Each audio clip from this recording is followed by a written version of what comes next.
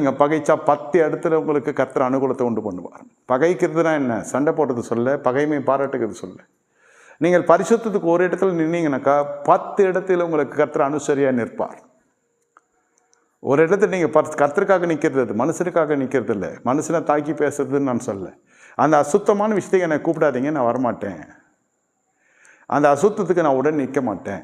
அந்த தவறுக்கு நான் ஒத்து போக மாட்டேன். ஒத்து போக மாட்டேன்னு சொல்லிட்டு அந்த மனுஷனோட தொடர்பு வச்சுருந்தீங்கனாக்கா அந்த மனுஷனோ மனுஷியோ அவருடைய ஐக்கியமே உங்களுடைய வாழ்க்கையை தீட்டுப்படுத்தும் என்பது தான் சத்தியம். ராஜ்யத்தை தேடுகிறவர்கள் இதை செய்ய முடியாது. செய்தால் உங்களுக்கு ஜெபித்தும் சில காரியங்கள் வராது. இதெல்லாம் ஜெபிக்காமலே நடக்குது பாருங்கள்.